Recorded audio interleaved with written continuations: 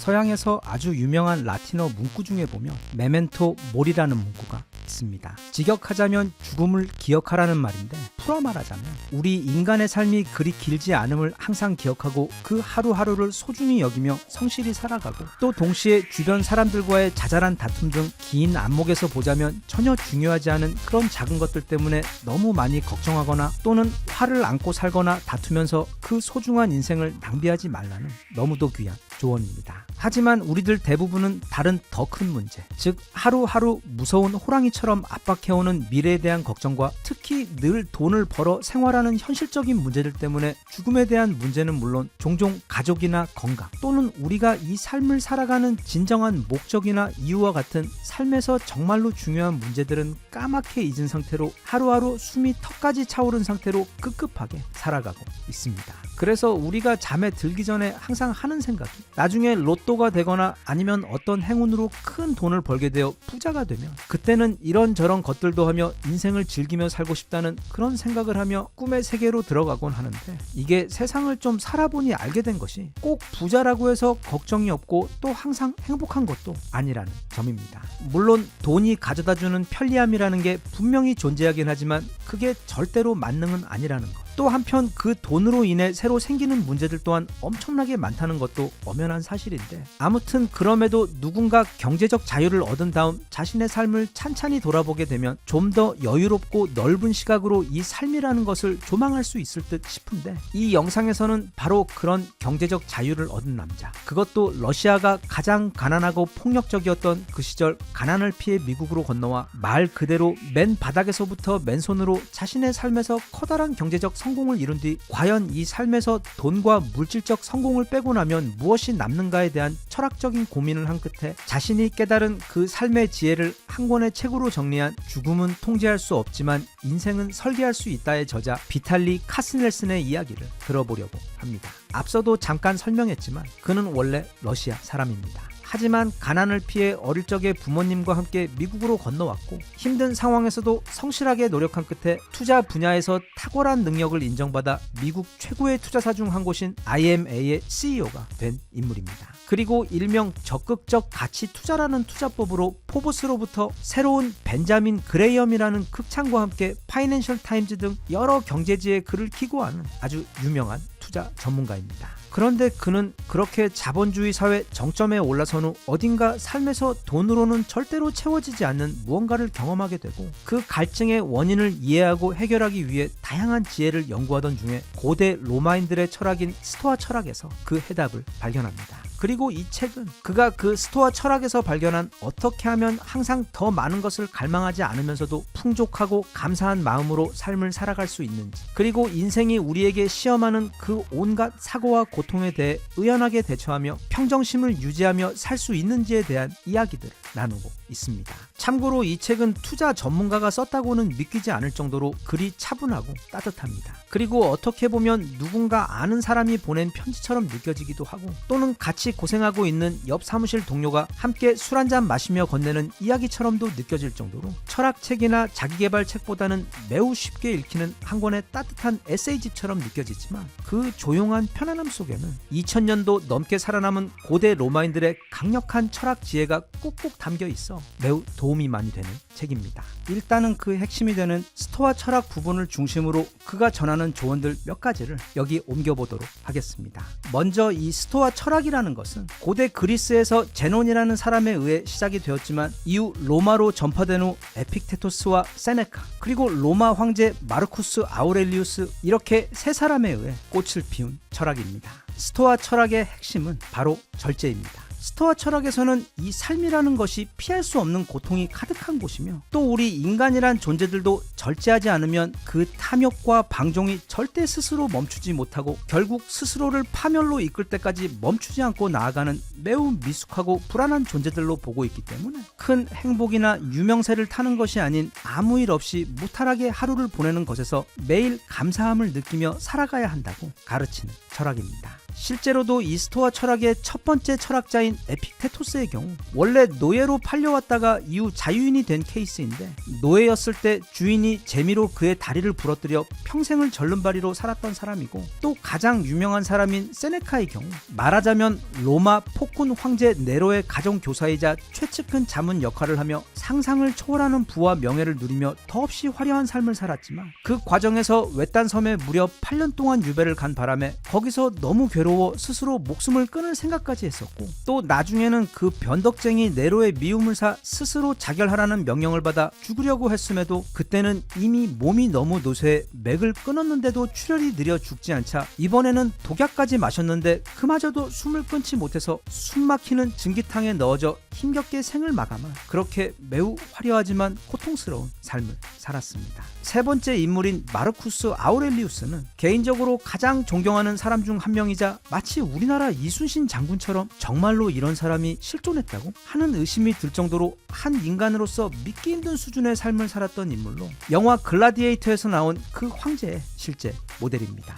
마르쿠스 아우렐리우스가 정말 대단한 이유는 그가 통치했던 161년부터 180년 사이 로마는 최전성기 시절을 지나고 있던 제국으로, 당시 로마의 황제는 말 그대로 신과 동일한 수준의 권력을 가졌던 가장 강력한 사람이었습니다. 그럼에도 불구하고 마르쿠스 아우렐리우스는 매일 새벽 일어나 명상을 하고, 또 자신의 정적들을 개인적인 감정으로 처벌하지 않겠다는 약속을 끝까지 지키며 로마의 정치적 통합과 평화를 이뤄냈고, 항상 사치를 멀리하고 늘 책과 철학 공부를 게을리하지 않았으며, 무엇보다 스스로를 다독이기 위해 전쟁 중 매일 일기를 쓰며 자신의 생각과 철학을 수양했는데, 그때 그가 자신을 위해 틈틈이 쓴 그 일기가 바로 오늘날 우리에게 전해지고 있는 명상록입니다. 이 책에서 저자 비탈리 카스넬스는 바로 이 스토아 철학에서 커다란 위안을 찾게 되는데, 즉 하루하루 어떻게 살아가야만 인생에서 주어진 환경에 만족하며 더 행복하게 살고, 동시에 나쁘고 힘든 일이 생기더라도 덜 상처받고 굳건히 이겨낼 수 있는지를 깨닫게 되며, 그렇게 자신이 깨달은 지혜 몇 가지를 정리해 줍니다.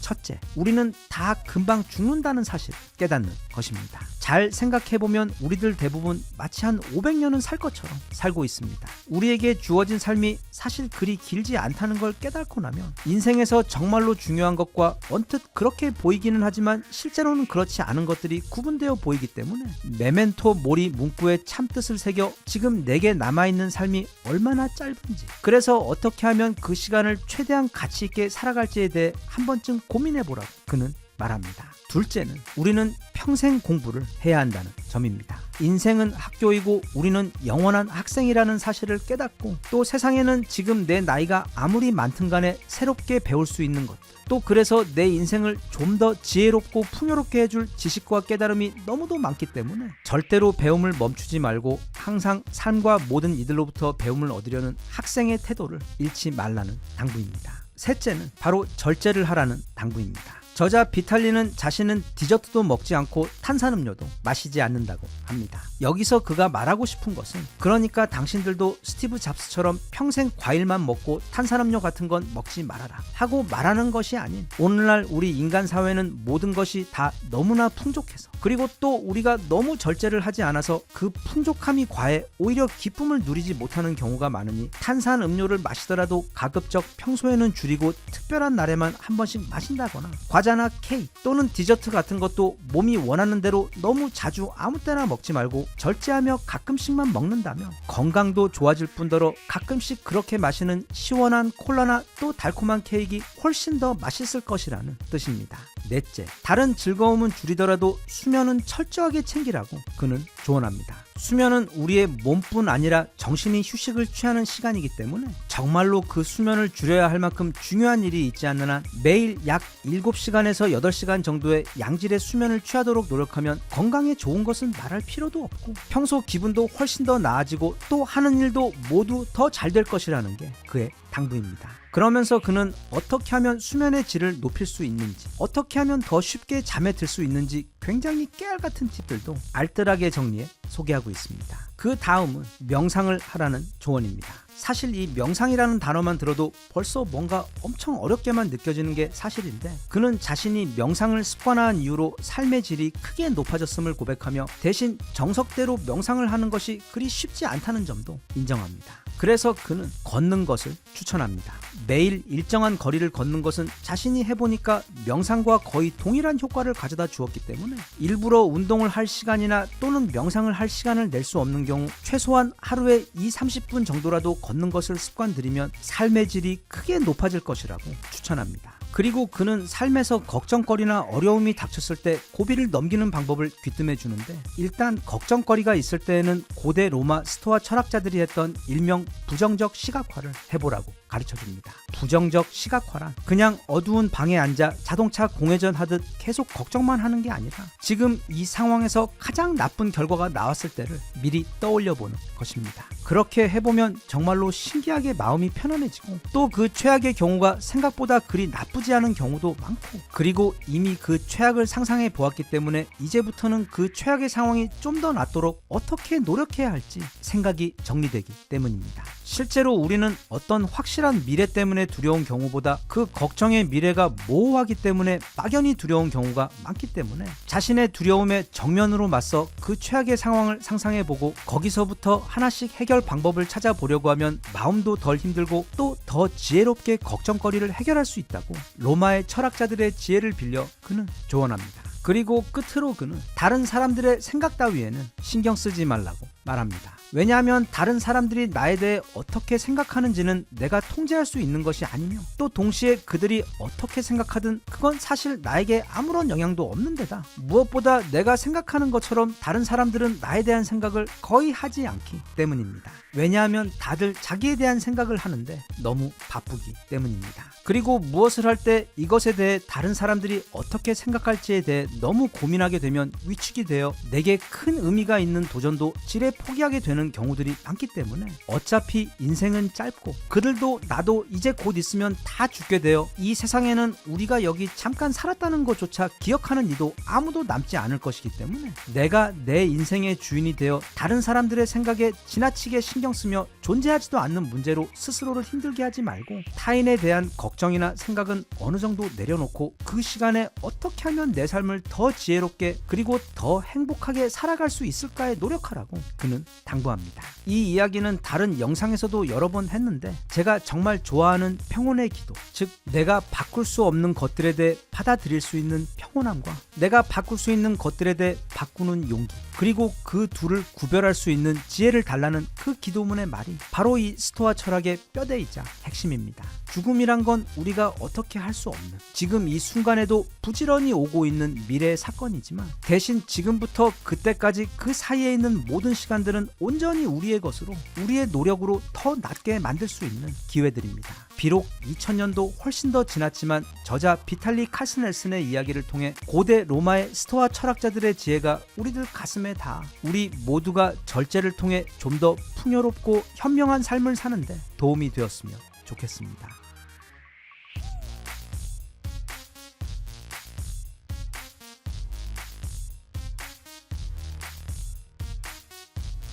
Even if you tried, you wouldn't understand it. Maybe something's missing inside of you. Just a bit of sugar to that horrid bitter. Maybe you taste different. 지금 우리나라 극장에서 엄청나게 돌풍을 일으키고 있는 작품 중 하나가 바로 퇴마록입니다.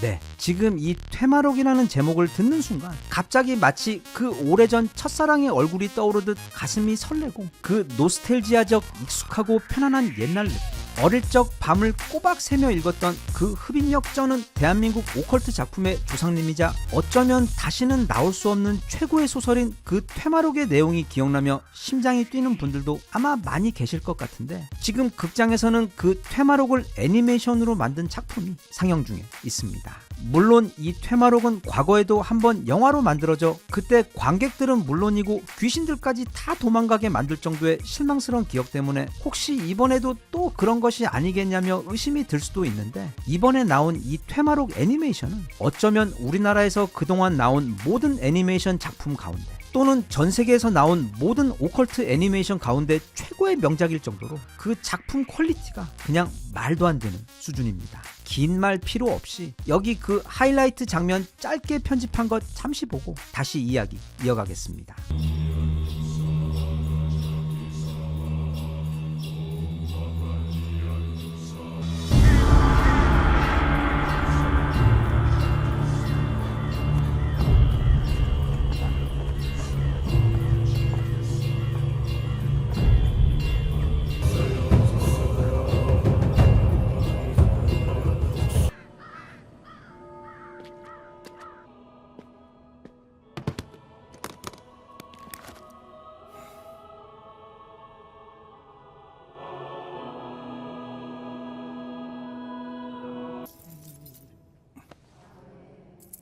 천사의 탈을 쓴 낙이 네 더러운 악취와 흔적들을 내가 모를 줄 알았느냐?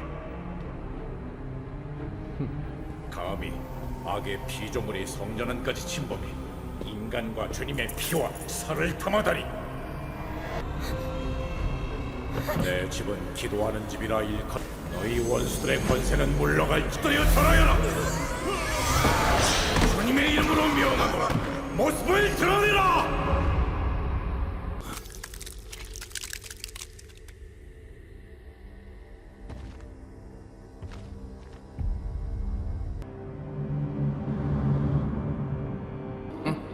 그래, 나 역시 너를 어떻게 잊겠나.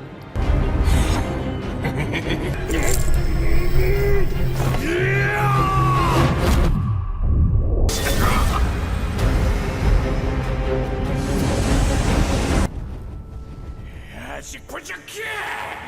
힘이 있는 너는 힘에만 집착한다면 그 어떤 이가 경전의 칼을 닥쳐라.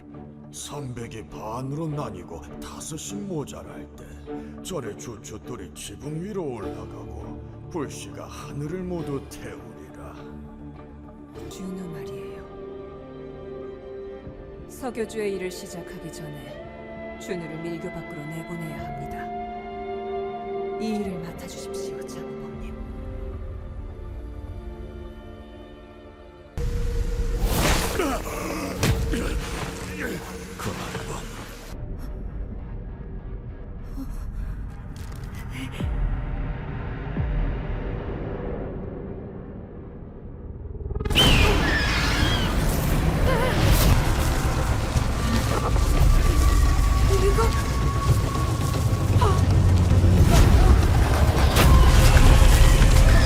있습니다.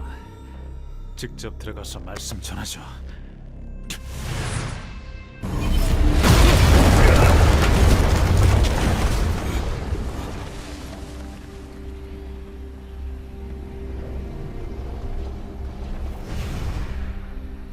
이미 극장에서 보신 분들도 계시겠지만 만약 아직 안 보셨으면 이거 내려오기 전에 꼭 극장에서 보시라고 추천드립니다. 일단 우리나라에서 지금까지 만든 그 어떤 애니메이션과 비교해도 특히 그 작화나 의식을 시행할 때 장면이나 싸움 장면 등 그 각각 장면들에 대한 퀄리티가 정말 말도 안 되게 높으며 심지어 디즈니나 미국의 대표 기획사에서 만든 작품들보다 오히려 더 나아 보일 정도로 정말 수작입니다. 게다가 작품의 배경부터 장면이 전부 다 우리 한국을 배경으로 하고 있어 보는 내내 그 즐거움과 만족감이 엄청납니다.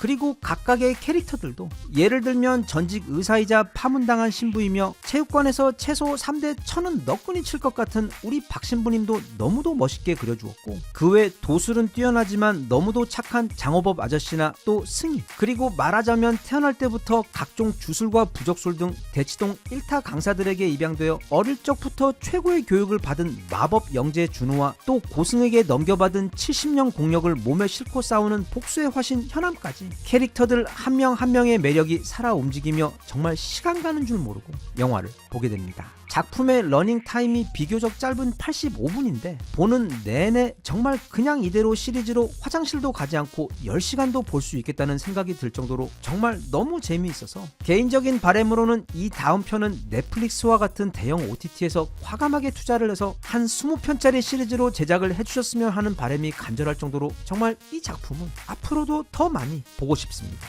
그런데 이 퇴마록 애니메이션이 너무도 재밌고 또 매력적인 이유는 물론 그 작화나 스페셜 효과들도 정말 대단하긴 했지만 무엇보다 바로 그 원작의 스토리가 너무도 탄탄해서입니다. 개인적으로 다양한 장르의 국내외 소설들을 꽤 읽어본 입장에서 감히 평하자면 원작 퇴마록은 전 세계 모든 작품들 중에서도 정말 손에 꼽을 정도로 그 재미와 깊이가 압도적인 명작입니다. 이미 알고 계셨지만 시간이 너무 오래 지나 가물가물하신 분들 또는 너무 어려 아직 이 작품을 모르시는 분들을 위해 아주 짧게 설명을 좀 드리자면 이 퇴마록은 1993년부터 2001년까지 발표한 우리나라 최초의 초대형 오컬트 소설 시리즈입니다. 작가 이우혁은 이 작품 이전에는 소설은커녕 그 어떤 책도 써본 적이 없던 그냥 아주 평범한 직장인이었는데 정말 뜬금없이 어느 날 갑자기 PC 통신 게시판에다 짧게 연재를 하는 식으로 퇴마록을 올리기 시작했고, 그 첫 편부터 말도 안 되는 흡입력과 엄청난 스케일, 그리고 현실감 쩌는 디테일로 독자들을 사로잡아 초인기를 누리며 이후 2013년 기준 무려 1000만 부라는 전무후무한 기록을 세운 우리나라 출판계의 명작입니다. 이게 당시 그 인기가 얼마나 말도 안 되는 수준이었냐 하면, 잠시 함께 우리나라 출판 시장에서 가장 많이 팔린 책들을 좀 살펴보겠습니다. 아마 아시는 책 제목들도 꽤 많이 나올 겁니다. 먼저 전 국민을 강제로 새벽에 일어나게 만들어 엄청 고생을 시켰던 베스트셀러 아침형 인간이 약 100만 부를 판매했고, 지금도 유효한 만족 미루기 효과에 대해 소개했던 그 마시멜로 이야기가 130만 부, 그 유명한 반지의 제왕이 거의 200만 부에 달하는 190만 부, 그리고 개인적으로 가장 좋아하는 소설 중 하나이자 전 세계적으로 최고의 인기를 누렸던 파올로 코엘류의 연금술사가 200만 부, 전 국민을 부자 만들기 열풍에 몰아넣었던 그 유명한 부자 아빠 가난한 아빠의 경우 무려 300만 부를 기록했고, 우리나라 최고의 대하 소설인 토지가 360만 부, 최고의 몰입감과 긴장감을 주었던 소설 무궁화 꽃이 피었습니다가 무려 600만 부라는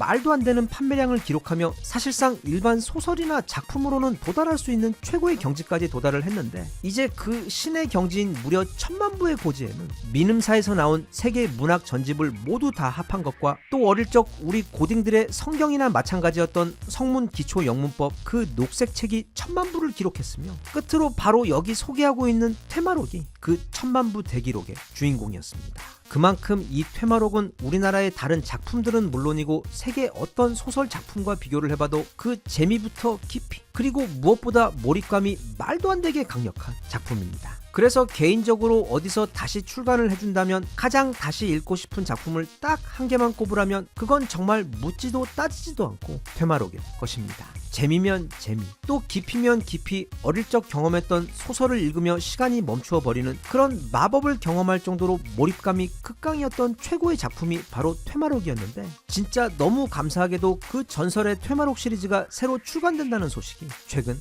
전해졌습니다. 그것도 이우혁 작가님이 직접 참여해서 기존의 작품들도 모두 다시 손을 보아 그 퀄리티와 완성도를 최고로 높인 것은 물론이고, 기존 시리즈의 외전 3 한 권까지 새로 추가되어 총 17권짜리 양장본으로 그 전체 시리즈가 다시 출간될 예정입니다. 현재 알려진 그 출간 시점은 대략 6월 초로 알려져 있어 벌써부터 전국의 서점들과 저 포함 수많은 퇴마록 독자들이 그 기대감으로 굉장히 흥분한 상태입니다. 이 퇴마록 전체 시리즈는 6월 초에 나오지만 너무 감사하게도 지금 이 영상이 올라가고 있는 시점 기준 바로 며칠 전에 그 국내편 1권과 2권이 먼저 서점에 출간되었습니다. 그리고 여기 보시다시피 책 커버도 정말 엄청나게 멋있습니다. 이 국내편을 시작으로 나중에 나머지 15편도 다 나오게 되면 저희 집 서재에 가장 좋은 곳에 거의 모셔놓고 읽을 것 같습니다. 이미 퇴마록을 예전에 한번 읽으신 분들, 그리고 몇 달 전부터 그 재출간 소식을 들은 이후 기다려오신 분들은 물론이겠지만, 이번에 애니메이션을 보고 처음 퇴마록을 접하신 분들의 경우 이제 막 출시된 국내편 1, 2권으로 입문을 하시는 것도 너무 좋을 것 같습니다. 왜냐하면 물론 이번 애니메이션이 너무도 훌륭한 수작인 것은 맞지만, 그럼에도 그 오리지널 퇴마록 소설이 주는 그 넘사벽의 흡입력과 정말 일단 시작했다 하면 시간 가는 줄 모르고 계속 읽게 되는 그 넘사벽의 중독성은 오직 텍스트만이 줄 수 있는 상상력의 즐거움이기 때문에, 이번 애니메이션이 만족스러웠던 만큼 그것과는 또 다른 수준의 즐거움과 매력을 책을 통해 다시 경험할 수 있을 것입니다. 진짜 생각지도 못한 너무도 높은 퀄리티의 작품으로 대한민국 최고의 오컬트 수작인 퇴마록을 되살려주신 로커스 애니메이션 제작사와 팀께 감사의 마음을 전하며, 또 이제 막 시작된 퇴마록의 글로벌 시장에서의 도전도 최고의 성과를 거두길 진심으로 응원하고, 나아가 퇴마록의 원조 찐팬의 입장으로서 곧 출간 예정이자 이우혁 작가님이 직접 참여하여 제작한 아기다리 고기다린 원작 퇴마록이 하루빨리 출간되어 만나볼 수 있기를 마치 오래전 그 첫 소개팅 전날 밤처럼 너무도 설레는 마음으로 기다리고 있습니다.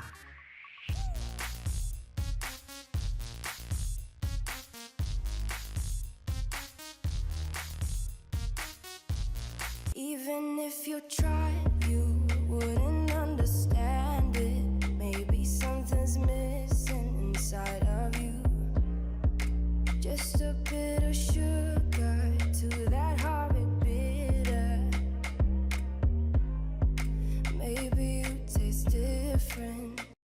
바로 며칠 전 빌 게이츠는 하버드에서 진행된 한 인터뷰에서 우리 인류의 미래에 대한 꽤 충격적인 이야기를 꺼냈습니다. 앞으로 대략 10년 안에 인공지능이 인간 역할의 대부분을 대신하게 될 것이며 또 공장이나 사무실 등 현재의 인간 노동력의 상당 부분도 인공지능과 로봇에 의해 대체되어 전 세계 인류의 직업과 일상생활 전반에 커다란 변화가 찾아올 것이라는 점입니다. 일단 이런 비슷한 이야기는 그동안 다양한 기사와 전문가들의 칼럼을 통해 한 500번도 더 들었고 사실 이건 저희 아랫집 초등학생 아이들도 다 쉽게 예측할 수 있는 말이긴 하지만 이 말을 빌 게이츠가 했다는 것은 매우 다른 의미를 가지게 됩니다. 왜냐하면 그는 우리 인류의 디지털화 전환을 시작한 1세대 컴퓨터 고인물 장본인이자 또 지금은 오픈 AI를 통해 인공지능의 시대로의 전환을 만들어 가고 있는 사람이기 때문에 뭔가를 확실히 알고 이런 말을 하고 있습니다.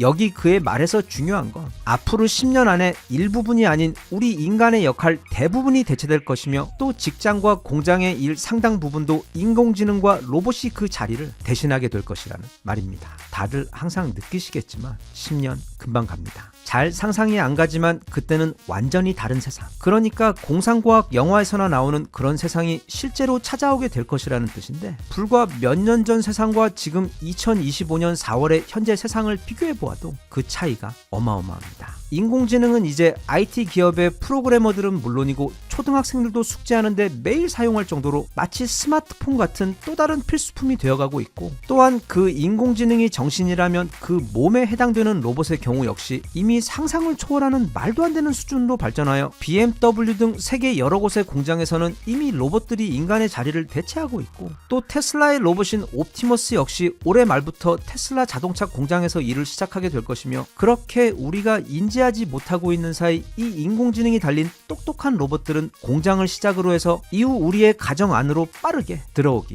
시작할 것입니다. 사실 그건 채 10년도 안 걸릴 것 같고 불과 앞으로 5, 6년 정도만 되어도 각 가정마다 다양한 형태와 기능의 로봇을 그 집의 사람 수보다 더 많이 데리고 운영하고 있는 날이 올 것 같아 10년 후에는 빌 게이츠가 예상했던 것처럼 우리 인류보다 더 많은 수의 휴머노이드 로봇들이 우리와 함께 지내며 공존하게 될 것으로 보입니다. 그럼 이런 미래가 막을 수 없는 현실이라고 보았을 때 우리에게 가장 중요한 질문은 바로 이겁니다. 과연 이게 우리 인간에게 좋은 변화인지 아니면 재앙이 될 것인지 이 질문은 기술의 큰 발전이 있을 때마다 항상 함께 따라오는 필연적인 철학적 질문이긴 한데 일단 빌 게이츠는 마크 저커버그, 제프 베조스, 샘 알트만처럼 그런 미래가 디스토피아가 아닌 유토피아가 될 것이라고 주장하는 쪽입니다. 반대로 굉장히 모순적이게도 일론 머스크 같은 경우는 그게 장기적으로 디스토피아가 될 것이고 결국 우리 인류를 멸망시키게 될 것이라고 보는 경우입니다. 일론 머스크가 보길 곧 인공지능은 인류 전체를 다 합해놓은 것보다 더 똑똑해지고 전세계 인터넷망으로 연결되어 전지전능해지는 시점인 그 특이점이 필연적으로 오게 될 것인데 과연 그런 인공지능이 자기 입장에서 볼 때 개미 정도의 지능밖에 없는 인간의 명령을 계속 따를 것이냐는 매우 타당한 질문이며 그때 가서는 도대체 인간이 무슨 능력으로 그런 인공지능을 통제할 수 있겠냐는 우려입니다. 그러자 마크 저커버그와 같은 반대파들은 인공지능의 능력을 조절하여 우리 인간보다 더 뛰어나지 못하도록 그 지능의 발전을 통제하는 방법에 대해서 이야기를 했는데 아니 그럼 우리 인간보다도 똑똑하지 못한 멍청한 인공지능을 만든다는 뜻인데 그건 약간 설명이 모순됩니다. 인공지능은 늦어도 10년 안에 그 특이점에 도달하게 됩니다. 그리고 그건 판도라의 상자를 열어버리는 상황이 될 것인데 그 이후에는 세상이 어떻게 될 것인지는 그게 빌 게이츠나 일론 머스크를 비롯해 그 누구도 감히 예측할 수가 없습니다. 직업만 봐도 10년 전 최초의 자동 응답 기능이 등장했을 때 전 세계 텔레마케터 중 99%가 1순위로 인공지능으로 대체될 것이라고 했지만 물론 지금 상당 부분 대체된 것은 맞지만 아직도 제 핸드폰으로는 내년에 50배 오른다는 그 가평의 땅을 사라고 전화 오시는 기획 부동산 회사 사람 아주머니로부터 전화가 오고 있고 반대로 인류의 언어는 번역하기가 까다로워 비교적 천천히 대체될 것이라는 전망과는 달리 지금 챗 GPT는 99%가 아닌 거의 100% 완벽하게 단지 번역만 하는 게 아닌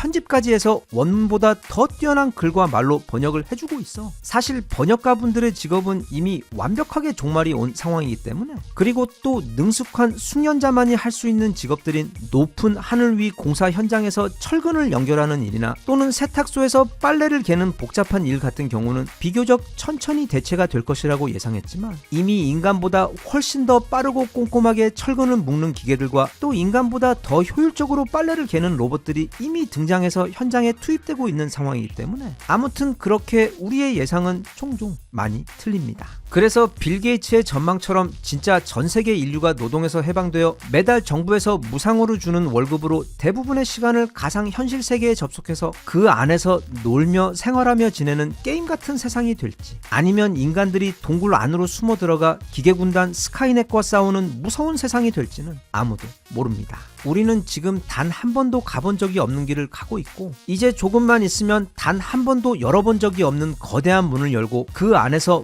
무엇이 튀어나올지도 모르는 무방비 상태로 미래로 가고 있는 것입니다.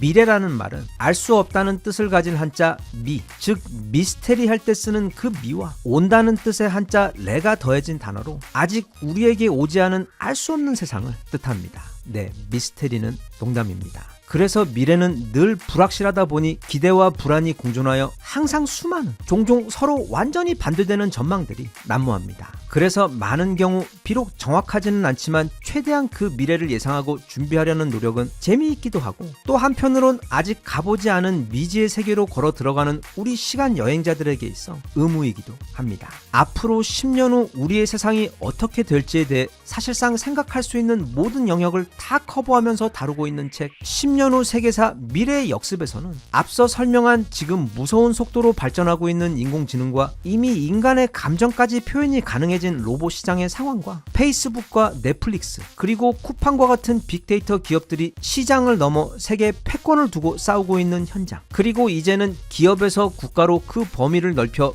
미국과 중국이 지금처럼 서로 죽일 듯 싸우게 된 진짜 이유와, 또 앞으로도 반도체와 전기차 등 그 미래 기술 패권을 두고 최소 10년 이상 싸우게 되는 그 과정과 그 둘을 중심에 둔 주변국의 입장과 전략에 대한 이야기, 또 일명 하늘의 그물이라는 이름하에 중국 정부가 자국의 국민들을 대상으로 실험하고 사용하고 있는 무시무시한 인공지능 기술들을 소개하며 인공지능 기술의 그 윤리적 관점을 돌아보는 이야기 외, 우크라이나 전쟁과 이스라엘 전쟁을 통해 드디어 연구실을 박차고 전장으로 나와버린 인공지능 킬러 로봇들의 세상과 현재 진행되고 있는 첨단 지뢰와 유령 함대, 그리고 드론들의 세상에 대한 조금은 무서운 이야기들, 끝으로 이 모든 기술의 발전에 있어 반드시 필요한 그 에너지에 대해 사우디 같은 산유국은 물론이고 세계 각국이 어떻게 그 새로운 에너지 세계로의 전환에 대처하고 있는지에 대한 방대하면서도 조금 과할 정도로 꼼꼼하게 조사한 매우 현실감 넘치는 미래 이야기를 담고 있어 꼭 빌 게이츠나 일론 머스크 같은 특별한 전문가들이 아닌 우리 일반인들도 각자 지금 세상이 어떻게 변하고 있고, 또 그래서 앞으로 10년간 세상의 각 분야가 어떻게 변하게 되어 우리는 지금부터 뭘 어떻게 준비하고 대비를 해야 하는지를 생각해 볼 수 있는 넘치도록 충분한 재료들을 제공해 주고 있어. 꼭 첨단 산업이나 테크 기술 관련 직종에 계신 분들이 아니더라도 심지어 고등학생이라도 지금 이 시점에 매우 훌륭한 교양 지식을 제공해 주는 아주 잘 정리된 미래 관련 보고서이기 때문에 관심이 있으신 분들은 꼭 한번 읽어보시길 추천드립니다. 끝으로 덧붙이고 싶은 말은, 지금 돌아보니 10년 전의 전문가들이 10년 후 미래에 대해 했던 전망들, 아니면 100년 전 사람들이 100년 후 미래에 대해 했던 전망들 가운데 맞은 것이 절반, 그리고 틀린 것도 절반 정도로 대략 그 정확도는 반반 정도 되는 것 같습니다. 그래서 우리는 그 전망들을 참고만 하되 미리부터 너무 불안해하고 걱정할 필요도 없고, 또 그렇다고 너무 손 놓고 나와는 상관없는 이야기라고 치부하며 어쩌면 내게 올 수도 있는 큰 기회를 놓치는 실수를 해서도 안 되며, 그래서 개인적으로 매우 좋아하는 영국의 역사가 토마스 칼라일의 말, 즉 우리에게 가장 중요한 임무는 너무 멀리 있어 희미하게밖에 보이지 않는 일에 대해 걱정하고 준비하는 게 아닌 바로 눈앞에 있어 지금 확실히 보이는 임무를 잘 실천하는 것이라는 그 말처럼, 지금 당장 우리 눈앞에 있는 일상과 또 우리 사회와 우리 시대가 당면해 있는 그 현실적 과제들에 집중하고 잘 풀어가 먼 미래를 앉아서 전망만 하는 것이 아닌 우리의 오늘을 직접 우리 손으로 만들어가는 일에 더 집중하고 최선의 노력을 쏟는 것이 훨씬 더 중요하지 않을까 싶습니다. 참고로 개인적으로 인공지능이나 로봇들에 대한 기대는 별로 없는 편인데 대신 이 가상현실에 대한 기대는 너무너무 커서 어서 빨리 기술이 발전해서 현실보다 더 현실 같은 그 가상현실 속으로 들어가 특히 현실감 쩌는 전쟁 게임을 꼭 해보고 싶고 그 외 스카이 다이빙이나 아니면 마치 실제로 여행을 하듯 세계 곳곳을 여행해보는 신나는 경험을 우리 집 소파에 편하게 앉아 할 수 있는 날을 고대하고 있습니다. 인공지능의 출현으로 이제 거의 그 마지막 페이지에 다다르고 있는 듯한 이 현대 기술의 발전과 그 결말이 부디 우리 인간에게 우호적이었으면 좋겠습니다.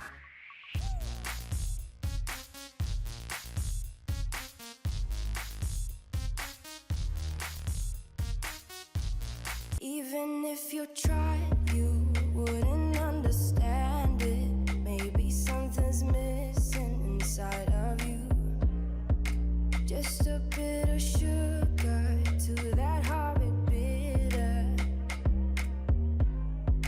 Maybe you taste different. 지금 나쁜 남자 트럼프 때문에 일본이 울고 있습니다. 일본은 그동안 트럼프에게 모든 걸 다 내어주며 그 선물들이 사랑이 되어 돌아오기를 기대했지만 우리 원칙주의 강한 남자 트럼프께서는 그런 일본의 희망을 산산조각 내어버리면서 내 계획 안에는 일본은 없다는 것을 확실히 보여주었습니다. 지금까지 일본은 미국의 각 정부들에 대해 우리 인간사에서 가장 뛰어난 위력을 발휘하는 협상 방법, 즉 기대를 아득히 뛰어넘는 엄청나게 많은 선물을 안겨주어 그 마음을 기쁘게 한 후 그 대가로 원하는 것을 얻어내는 전략을 취해왔고 과거 아베 때 훨씬 이전부터 그 전략은 거의 항상 성공적이었습니다. 그래서 이번에도 트럼프의 당선이 확실시 되자마자 일본은 엄청난 선물 보따리를 미국에게 안겨다 주며 앞으로 트럼프가 취하게 될 그 아무도 예측할 수 없긴 하지만 분명 엄청나게 파격적이고 충격적일 여러 정책에서 일본만을 쏙 빼서 특혜를 줄 것을 기대해 왔습니다. 가장 대표적으로는 지난번 트럼프 당선 직후 이루어진 일본 이시바 시게루 총리의 미국 방문을 통해 일본은 앞으로 미국에게 총 1조 달러, 즉 우리 돈 1,456조 원에 달하는 투자를 약속했고 또 일본에 주둔하는 주일 미군에 대한 분담금도 대폭 올리겠다고 미국이 물어보지도 않았는데 알아서 올려주었는데다 최근 트럼프 정부에서 굉장히 공을 들여 밀고 있는 미국산 LNG 수출에 대해서도 일본이 앞장서서 이전보다 훨씬 더 많은 양을 수입하겠다고 약속하며 트럼프로부터 아빠 미소를 얻어내는데 성공했으며 또 상황 파악 빠른 소프트뱅크의 손정희 역시 얼마 전 미국에 가서 트럼프에게 귀여운 자본주의 재롱을 펼치며 무려 143조 원에 가까운 돈을 미국에게 투자하겠다고 약속하며 여기서도 또 트럼프의 흐뭇한 아빠 미소를 얻어내는데 성공했습니다. 그런데 일본은 절대로 헛돈 쓰지 않습니다. 100원을 쓰면 최소 1000원의 이득을 기대하기 때문에 그렇게 많은 돈을 쓰는데 일본이 이렇게 트럼프의 마음을 녹이기 위해 애를 썼던 가장 큰 이유는 바로 미국으로 수출되는 일본 자동차에 대한 관세가 오르는 것을 막기 위함이었습니다. 이게 얼마나 대단한 규모냐면 일단 작년에만 일본이 미국에 수출한 자동차 수출액이 무려 61조 원이 넘습니다. 이건 웬만한 반도체 거래액보다도 많은 수준인데 실제로 일본은 토요타 한 곳만 해도 작년 미국 시장에서 무려 233만 대의 자동차를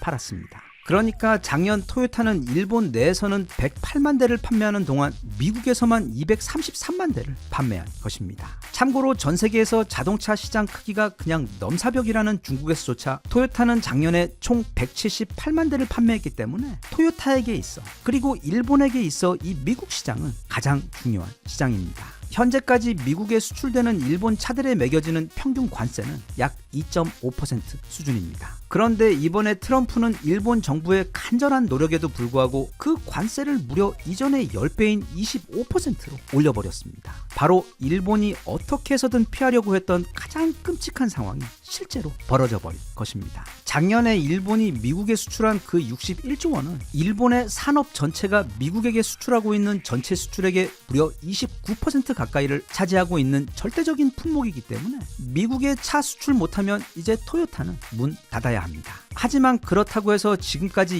2.5% 내던 관세에서 이제부터는 25%의 관세를 내고 수출을 하게 되면 쉽게 말해 미국 내 일본 차의 가장 큰 메리트였던 그 저렴한 가격의 강점이 모두 사라져버려 특히 미국에서 생산되는 포드나 GM 같은 미국 차들과 아예 경쟁 자체가 되지 않게 됩니다. 트럼프의 경우 이렇게 하거나 저렇게 하거나 돈을 법니다. 일본이 관세를 받아들이고 차를 계속 수출하면 이전보다 무려 10배나 많은 돈을 관세로 뜯어낼 수 있게 되고, 거기에 더해 미국 브랜드 차량 판매가 늘어나며 미국 회사들도 더 많은 돈을 벌게 되며, 또 절대 그럴 리 없겠지만 만약 토요타가 미국에 수출을 하지 않겠다고 하면 그럼 또 미국 자동차들의 매출이 기하급수적으로 뛰기 때문에 어찌되었던 이 억지스러운 관세 정책으로 인해 트럼프와 미국은 큰 이득을 얻게 됩니다.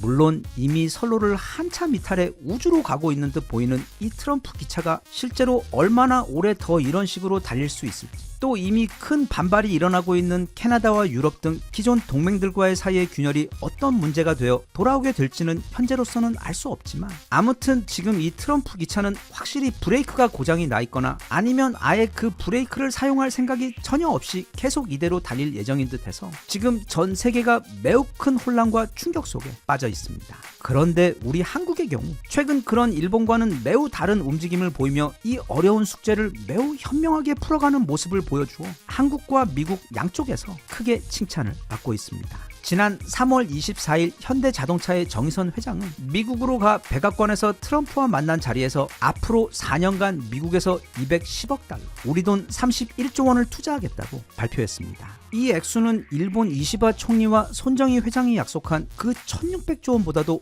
훨씬 적은 액수이지만 그 내용을 들여다보면 매우 참신합니다. 현대차 그룹은 그냥 큰 돈을 미국에게 투자할 테니까 우리 좀 잘 봐주세요가 아니라 2028년까지 미국 내 자동차 생산에 86억 달러, 부품 및 철강에 61억 달러, 그리고 미래 산업과 에너지 시설에 63억 달러를 투자하여 그렇게 총 210억 달러를 투자하겠다는 것인데, 이건 단지 30조 원이 넘는 큰 돈에 대한 투자 발표이기 이전에 현대자동차가 트럼프의 비전과 정책의 핵심을 정확하게 이해하고 있고 단순히 아부를 하기 위해서가 아닌 진정한 파트너가 되어 지금 미국에게 가장 필요한 것에 적절하게 투자를 하여 미국 산업의 부흥과 현대자동차의 사업이 함께 성장할 수 있는 모범 답안을 트럼프에게 깜짝 제안했다는 점에서 매우 현명하면서도 특별한 발표였던 것입니다. 현대차 입장에서도 보면 이건 그리 나쁜 거래는 아닙니다. 왜냐하면 미국에서 생산되는 현대차들의 경우, 그리고 미국에서 생산한 철강 품목의 경우 그 사악한 25%의 관세를 피해갈 수 있기 때문에 현대차에게 가장 큰 시장인 미국에서 직접 생산해 관세의 압박을 받지 않고 현재 그 가격 경쟁력을 유지하면서도 또 동시에 미국 정부와 미국 산업의 지지까지 등에 업고 미국에서의 사업을 운영할 수 있기 때문에 현대자동차 입장에서는 매우 절묘한 수를 둔 것이나 마찬가지입니다. 물론 그럼 한국에 있던 일자리가 그만큼 미국으로 넘어가는 것 아니냐 하는 지적이 있을 수 있지만, 이 협상이라는 것은 둘 사이 입장이 동등할 때 하는 것이지, 현재 우리는 물론 전 세계 그 어떤 나라도 미국과 동등한 입장에서 협상을 하는 것이 아닌 사실 그냥 트럼프가 하자는 대로 따라야 하며 또 때리는 대로 맞아야 하는 상황이기 때문에, 만약 그런 트럼프를 이기거나 압도할 만한 위치에서 협상을 할 처지가 되지 못한다면 이렇게 어느 정도의 손해와 피해를 감수하고 상대와 윈윈할 수 있는 또 다른 길을 찾아 신속하고 과감하게 결정을 내려 진행을 하는 것이 가장 현명한 전략적 판단일 수도 있는 것입니다. 그리고 이 현대자동차 투자 소식으로 인해 지금 기분이 매우 좋아진 우리 기분파 트럼프 아저씨의 경우, 이걸 시작으로 한국과 관련된 다른 부분들에서도 얼마 전처럼 막 일방적으로 강요하는 것이 아닌 이렇게 제3의 길을 찾아 함께 살 길을 모색해 볼 수도 있어. 이번에 현대자동차는 물론 자사를 위해서도 큰 일을 한 것이기도 하지만 현재 트럼프 정부를 상대할 제대로 된 정부나 또는 협상자가 없는 위기의 상황에서 어찌 보면 앞으로 우리나라가 미국 트럼프 정부와 대화를 이어갈 수 있는 큰 물꼬를 튼 것일 수도 있어 그 부분 또한 의미가 크다고 볼 수 있습니다.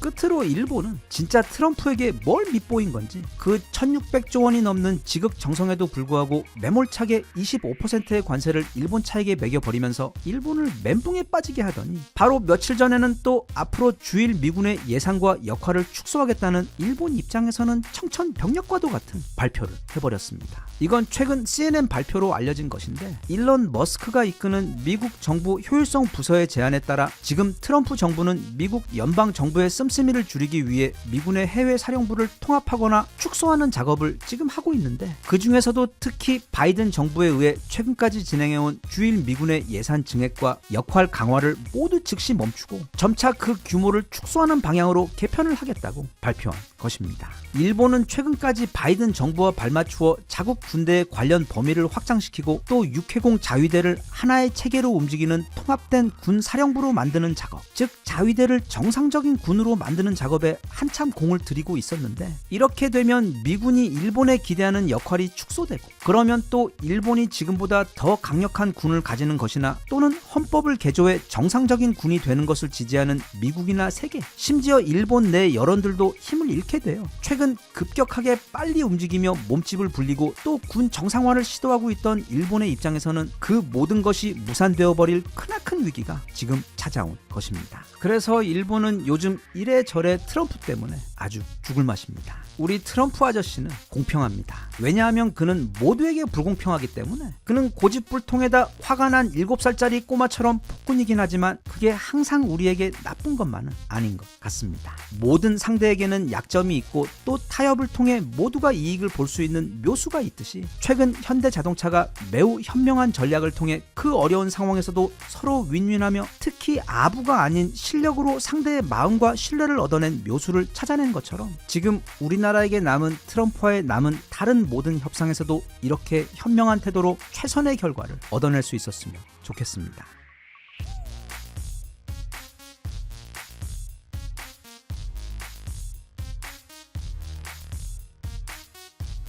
Even if you tried, you wouldn't understand it. Maybe something's missing inside of you. Just a bit of sugar to that horrid bitter. Maybe you taste different. 요즘 우리나라가 많이 시끄럽고 아픕니다. 그게 다 민주주의라는 소중한 가치를 지키기 위해 모두가 그렇게 하고 있는 것인데, 그런데 굉장히 의외로 고대 그리스에서 가장 지혜로웠던 대철학자 플라톤은 자신의 책 국가에서 우리 인간들이 함께 모여 살며 결국 이루게 되는 그 수많은 국가들의 형태들 가운데서 이 민주주의를 매우 열등한 형태의 국가 시스템으로 여기며 심지어 극도로 싫어하기까지 했습니다. 플라톤이 말하길 세상에는 총 5가지 형태의 국가가 있는데, 이 5가지 형태의 국가는 가장 높은 곳에서 조금씩 타락하며 그 다음 아래 단계로 내려가며 형성된다고 그는 설명했습니다. 플라톤이 설명하는 가장 이상적인 형태의 국가이자 최고로 완벽한 정치체제는 바로 철인 정치로, 즉 그 어떤 자기 개인의 욕망도 없이 오직 전체의 이익만을 위하는 가장 높은 수준의 지혜와 도덕 수준을 가지고 있는 철학자 왕이 통치를 하는 국가이며, 이어서 두 번째로 좋은 것은 티모크라시로, 말하자면 고대 스파르타의 경우처럼 힘과 명예를 중시하며 엄격한 규율이 존재하여 부패가 없는 국가이고, 세 번째로는 올리가르키로,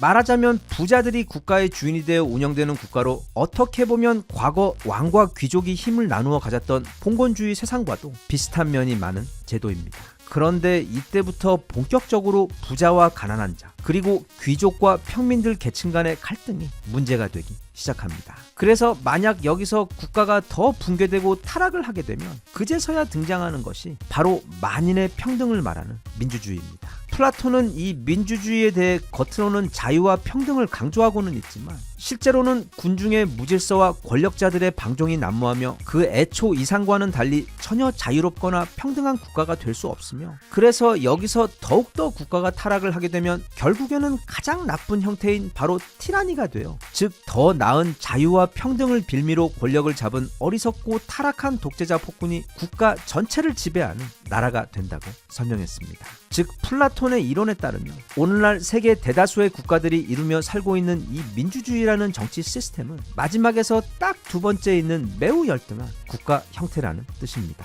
그 아래에는 북한과 같은 독재 사회주의 국가만 있을 뿐이라는 뜻이며, 그래서 이 민주주의도 만약 운영을 잘못하면 언제든지 북한과 같은 독재 국가로 타락하게 될 수도 있다는 뜻이 됩니다. 플라톤의 경우 자신의 스승인 소크라테스가 무지하고 편협한 대중들이 그 민주주의 투표로 스승을 사형에 처한 것 때문에 민주주의를 특히 더 싫어한 것도 있기 때문에, 그래서 이런 플라톤의 생각에 본인이 동의를 하거나 또는 그렇지 찔리지 않거나 실제로 이 민주주의는 항상 그 안에서 많은 결함과 다툼이 있어 왔고 또 플라톤의 말처럼 지난 근대 역사에서도 보면 수많은 민주주의 국가들이 타락을 해 독재 국가로 전락한 경우들도 많았기 때문에 적어도 이게 가장 이상적인 국가의 형태라고는 말할 수 없는 것이 어느 정도 맞습니다.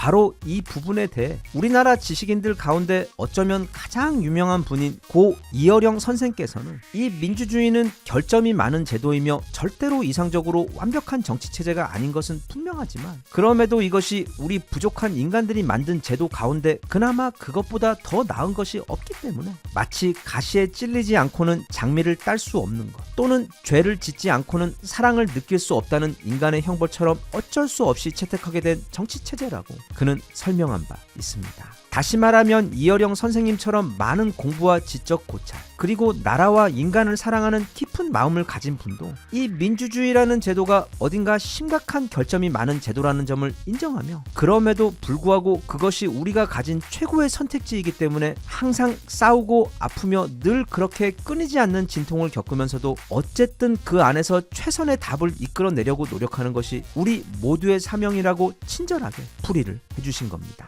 지금처럼 세상이 혼란스러울 때 또 무엇이 옳고 그른 것인지 몰라 힘들고 괴로울 때 이렇게 사회의 어른이자 현명한 지식인이 오래 쌓아온 자신의 지혜와 또 연륜으로 상황을 정리해주고 조언을 해주면 어딘가 세상에 대한 관점이 다시 정리가 되고 인생의 방향이 잡히며 커다란 위안이 되곤 합니다. 이 영상에서는 그런 우리 사회 지식인들 가운데 가장 대표적인 인물인 이어령 선생님의 말씀 가운데서 그 정수만을 뽑아 한 권의 책으로 엮어낸 이어령의 말을 소개하며 지금 이 혼란스러운 시기에 우리가 스스로를 다잡고 필요한 위안과 힘을 낼 수 있도록 세상과 자신을 돌아보는 시간을 가지고자 합니다. 참고로 이 책은 우리나라 언론계, 출판계, 방송계, 정치계 등 거의 모든 분야에 고루 퍼져 있는 이어령 선생의 제자 수십 명이 무려 3년간 매달려서 지난 60년간 이어령 선생이 글로 써낸 수백 권의 책에서 최고의 문장들만을 뽑아내 한 권의 책으로 엮은 매우 귀하고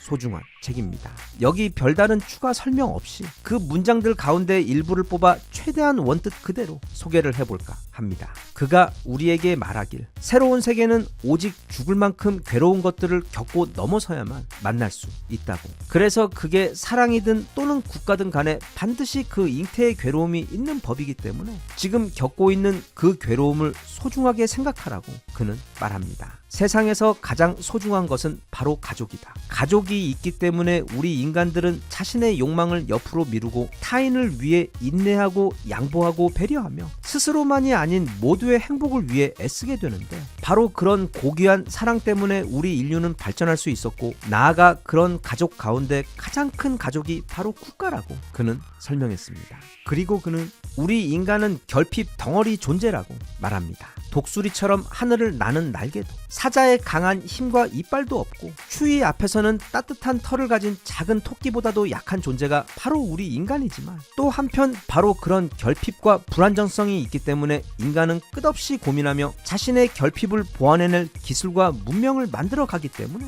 우리는 우리가 겪는 모든 결핍을 감사하게 받아들이고 동시에 그것으로 인해 내일은 오늘보다 발전할 수 있는 자신을 믿고 응원하라고 그는 말하며 비록 우리 인간들은 결핍투성이 불완전한 존재이긴 하지만 수만 년 전에 만들어졌던 어느 원시인의 동굴 무덤에서도 그 주변에 뿌려진 꽃의 흔적이 발견되었을 정도로 죽은 이를 위해 꽃을 뿌려 기릴 줄 아는 아름다운 마음을 가진 성스러운 존재 또한 바로 우리 인간이라고 그는 말했습니다. 세상에서는 종종 지식이 가장 대단한 것처럼 여기곤 하지만 또 지식은 기술이 되어 인간을 달나라까지 갈 수 있도록은 해주지만 정작 가장 중요한 문제인 바로 우리 인간의 마음의 문제는 절대 해결해주지 못하고 그걸 해결해주는 것이 바로 영적 성장이자 지혜라는 것을 기억하고 지식 이상으로 스스로의 영적 상태와 지혜의 갈구를 소중히 하라고 당부했습니다. 건축에서 가장 중요한 것은 바로 터라고 그는 말합니다. 아무리 좋은 집을 지어봐야 터가 좋지 못하면 행복이 머물지 못하는 법인데 우리 인간의 경우 내가 가진 돈이나 높은 지위와 같은 화려한 집이 아닌 그 사람의 마음 씀씀이 즉 영혼이야말로 내면의 터이기 때문에 항상 그 터를 잘 가꾸고 보존할 수 있도록 노력하라고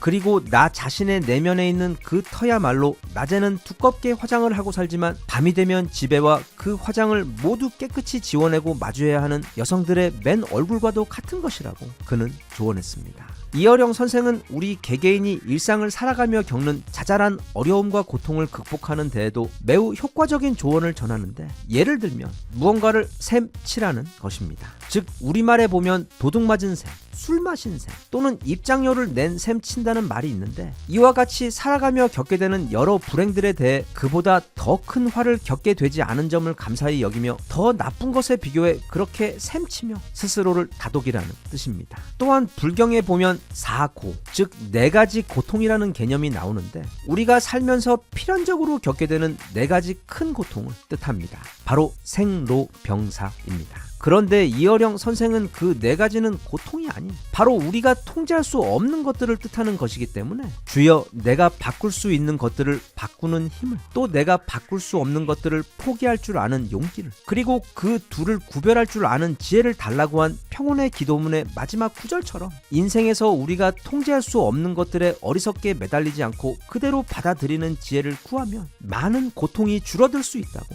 그는 당부했습니다. 이어령 선생은 그 누구보다 우리나라를 사랑했고 특히 우리말을 각별히 사랑했던 분이셨습니다. 그래서 그것에 대해서도 많은 문장을 남기셨는데, 다른 나라들에서는 가방을 쓰지만 우리나라에서는 보자기를 쓰는데, 가방의 경우 그냥 담기만 하지만 이 보자기는, 여기 이 멋진 차는 얼마 전 페라리에서 출시한 새로운 슈퍼카인 F80이라는 차입니다. 대략 1200마력 정도의 힘을 내는 강력한 엔진으로 정지에서 시속 100km까지를 약 2.2초 만에 끊고, 슈퍼카답게 문도 위로 열리는 데다 또 생긴 것도 엄청나게 멋지지만 우리는 이 차에 관심이 없습니다. 그건 말하자면 우리에게 젊고 아름다운 여자들의 소개팅이 들어오지 않는 이유와도 같고, 또 그걸 너무 잘 아는 우리가 먼저 관심이 없는 것과도 같은 이치입니다. 하지만 이건 이야기가 다릅니다. 바로 페라리보다도 5만 배나 더 멋있고 강력한 탈 것인 그 F-22의 후속작이자 앞으로 20년 동안 전 세계 하늘을 장악하게 될 최강의 전투기인 바로 미 공군의 6세대 신형 전투기가 바로 그것인데, 어저께 저녁 무슨 깜짝 선물처럼 정말 아무런 예고도 없이 갑자기 공개가 되어버렸습니다. 그것도 이런 역사적이고 멋진 소식을 전하는 데 있어 절대로 빠질 수 없는 우리 트럼프께서 자기 백악관 집무실에다 미 공군 장성들이랑 전투기 사진 포스터랑 다 갖다 놓고 전 세계를 대상으로 직접 그 설레는 소식을 전했습니다. 이 전투기의 공식 명칭은 바로 F-47입니다. 기존 F-22와 또는 F-35와 아무런 연계성도 없는 정말 뜬금없는 이름이긴 한데, 이것을 두고 미국의 군사 전문가들 사이에서는 지난 2차 대전 기간 꽤 활약했다고 알려져 있는 전투기인 P-47 썬더볼트에서 그 이름을 따왔다고 추측을 하기도 하고, 또 다른 쪽에서는 지금 트럼프가 미국의 제47대 대통령이기 때문에 그걸 기념하기 위해 F-47로 이름 지었다는 해석이 나오고 있는데, 일단 트럼프 본인은 이 새로운 전투기를 소개하면서 그 공식 명칭은 F-47이고 이 이름은 공군 장성들이 지었다고 하는데 나도 아주 아름다운 이름이라고 생각한다 라고만 언급하며 넘어갔습니다. 세계인 모두가 다 알듯이 우리 트럼프 아저씨는 너무도 겸손하고 절대로 자신을 뽐내거나 드러내지 않는 사람이기 때문에 절대로 공군에게 보이지 않는 무언의 부담을 주어 이렇게 자신의 그 47번째 미국 대통령 임기를 전투기의 이름에 넣어 기념하는 따위의 유치한 행동은 하지 않았을 것이 분명하여 아마도 P-47 썬더볼트 전투기를 기념하기 위한 이름이 분명하다고 대충 모른 척 그렇게 넘어가면 될 것 같습니다. 이 F-47을 보잉에서 만듭니다. 사실 이게 이번 뉴스에서 굉장히 놀라웠던 부분인데, 왜냐하면 바로 이전에 미국 슈퍼 전투기들인 F-22와 F-35는 모두 다 록히드 마틴에서 만들었기 때문입니다. 여기 보이는 게 바로 미국 정부에서 이번 F-47을 공개하며 내놓은 공문입니다. 잘 읽어보면 이 F-47에 대한 여러 가지 스펙과 앞으로의 일정 등이 잘 설명되어 있습니다. 일단 이 F-47은 이게 어떻게 그게 가능한지는 모르겠는데, 기존 F-22에 비해 더 강력한 힘과 더 긴 항속거리, 더 뛰어난 스텔스 성능 외 더 치명적인 전투 능력을 가지고 있다고 설명이 되어 있습니다. 일단 현재 미군이 공개한 공식 사진은 사실 딱 이 2장 뿐입니다. 이게 그 백악관에서 공개한 첫 번째 이미지, 그리고 이게 미 공군 홈페이지에서 공개한 두 번째 이미지입니다. 이걸 바탕으로 미국의 밀리터리 전문가들이 분석한 바에 따르면 이 F-47은 그 크기가 F-22와 비슷하거나 또는 더 작을 것이 분명하다는 점입니다. 그런데 어떻게 그렇게 작은 몸체에 이미 그 성능을 극한까지 끌어올린 F-22보다 스텔스 기능이나 첨단 디지털 능력 같은 것이야 그렇다 쳐도 어떻게 항속거리를 거의 1.5배나 더 늘릴 수 있다는 것인지 굉장히 궁금해집니다. 이 부분에 대해 미국의 전문가들이 생각하기를 아마 이 F-47의 경우 F-22처럼 쌍발이 아닌 F-35와 같은 단발 엔진을 사용하여 무게를 낮추고 거기다가 또 내부의 무장에서 가지고 가는 미사일의 수를 크게 줄여서 또 추가로 무게를 줄여 더 긴 항속거리가 가능하게 만드는 것이 아닌가 분석하고 있는데 이게 어느 정도 설득력이 있는 것이 이 F-47의 경우는 F-22와는 달리 한 대당 최소 5대 이상의 드론들과 편대를 이루어 전투에 투입된다는 것이 이미 미 공군의 공식 문서와 또 트럼프 대통령의 설명을 통해 알려져 있기 때문에 주 미사일 무장을 거의 다 함께 작전하는 드론들이 운영하도록 하면 그 설명이 말이 됩니다. 우리 KF-21도 이미 드론들과 함께 운영되는 것을 최초 그 개발 단계부터 구상을 해왔고 또 사업 공개 초기 가오리 X라고 불리는 무인 전투기 드론들과 함께 비행하는 그래픽 모습도 보여준 적이 있어 아마 근미래 항공전에서는 각각의 전투기들이 이 드론들을 데리고 다니면서 전투를 벌이는 것이 매우 일반적인 풍경이 될 것이 확실해 보입니다. F-47의 디자인은 아까 본 그 2장의 이미지 외에는 공식적으로 나온 것은 없지만 이미 기체에 대한 정보가 외부로 새어 나온 지 벌써 5, 6년도 훨씬 넘었기 때문에 FA-XX-라는 이름으로 그 디자인 컨셉이 공개된 것이 꽤 많습니다. 그중 대표적인 게 여기 보이는 바로 이 디자인입니다. 좀 전에 본 그 미 공군의 공식 이미지와도 매우 비슷합니다. 그리고 확실히 F-22의 디자인과도 뭔가 좀 세대가 다른 확실히 또 다른 레벨의 새로운 형태의 미래 전투기라는 느낌이 날 정도로 멋지면서도 어딘가 UFO처럼 생겼습니다. 이 디자인에서 현재 가장 논란이 되고 있는 부분은 바로 콕핏 양옆으로 나와 있는 카나드입니다. 카나드라 우리말로는 귀 날개로도 부르는